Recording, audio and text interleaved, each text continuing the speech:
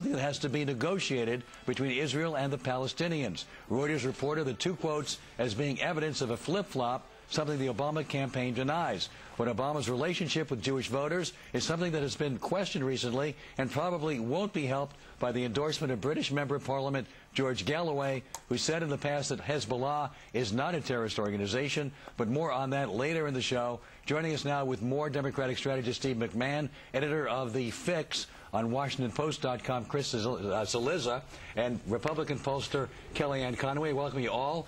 Steve, let me start with you. Does Barack Obama have a problem? It's something he has to address.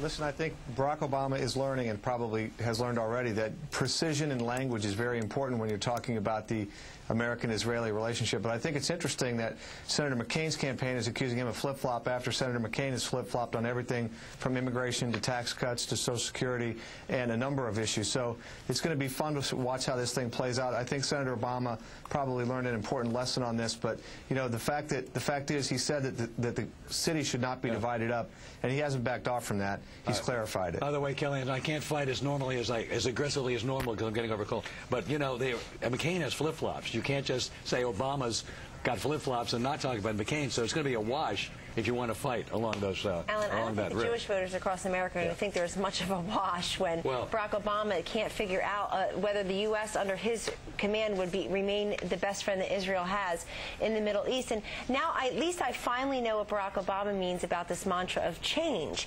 He means change his mind, change his opinions. And I think Barack Obama has another problem with respect to Israel, and his name is Jimmy Carter. You know, Jimmy Carter got 71%. Are you going to tie Barack to Carter now? I think they are tied. I think they're tethered. I think all the Carter. They have a different relationship with Hamas. Barack has said he would not talk to Hamas. Carter supports Obama, and he told Hillary to quit already last week before she even won South Dakota. But on Hamas, Barack Obama said, first of all, he was against Carter going to the Mideast on the recent trip. Barack Obama has said, he just said to AIPAC, he condemned Hamas. He said there's no seat at the table for terrorist organizations. Right. So he does not agree with Carter on all this. Sounds like you're admitting that Jimmy Carter does think Hamas has a seat. But it's not about Jimmy Carter. We're talking about Barack Obama. Here's the thing, though. Jimmy Carter got 71% of the Jewish vote in 1976. It went down to 45% in his re-election in 1980. And so the whole lock the Democratic Party thinks they have on the Jewish vote is not true. And I think that when statements like this are made, and when you're dealing with someone who at the age of 46 has still not figured out whether he thinks we should remain the best friend Israel has, and clearly they're our best friend in the Middle East. Consistently we should stay their best friend. But Chris, do you see this as a problem? And is this a matter of Republicans trying to define Barack Obama before we can have a dialogue with the American people and define himself during a general election? I mean, I think a little of it's a little of both, but I will say that this is not a problem in a vacuum if this Jerusalem comment happened and we had nothing before or after it. But the problem always in politics and in campaigns is if it fits into a larger narrative. And for Obama, it does fit into a larger narrative. He has had trouble courting Jewish voters, winning their votes. It's one of the reasons that Senator Clinton was so overwhelmingly favored in Florida. Obviously, none of the campaigns actively campaigned there. But it fits into an overall narrative that is not beneficial to Barack Obama. It also looks like he's a little bit new to this. And the reality is we tend to forget that he hasn't been on the national stage all that long. But all of us, I think, have a tendency to say what we think the audience wants to hear. I think there might have been a little bit of that. He was speaking in front of the American-Israeli Public Affairs Committee. After his comments got a lot of attention, he walked back a little bit from them. So he's still new to this process. I think, as Steve points out, he's learning as he goes. That said, the guy's not learning as he goes. Great. Steve McMahon, listen, just do me a favor with your answer. Put aside your Democratic talking points. I want to talk about Barack Obama. I don't want to talk about Senator McCain right now. We'll get to that later. Here's the question. He said Venezuela, Iran, these are tiny countries. They don't pose a serious threat. And then 2 days later he said Iran does pose a grave threat.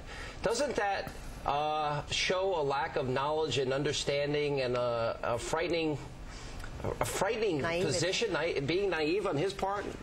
Naivete? But Sean, if he actually said it the way you've edited it, maybe it would. But what he said, if you look at the transcript, I've edited it. I looked at the transcript. I quoted it specifically. Sean, what he said was Iran, relative to the former Soviet Union, is a tiny country. He didn't say it wasn't a threat. And follow up. And what did he say after that, Steve? And afterwards he says, and they don't pose a serious threat. and they don't pose a serious threat to the United States. They don't pose a serious threat. Do you believe that? Compared to the former Soviet Union. Sean, he was making a comparison to a great big country that we starved in the Cold War. Iran, relative to the former Soviet Union, is not the same kind of threat. Iran doesn't have nuclear weapons that are capable of coming to this country and blowing us up. He said he'd negotiate with Ahmadinejad in Iran without preconditions. Let me ask you, what's the first question you ask the Holocaust denier? What's the first question you ask the guy that wants to blow Israel off the map? What would your first question be? Listen, Sean, he's not going to go over there and negotiate with them. I didn't ask you that. I said, what would your first question be?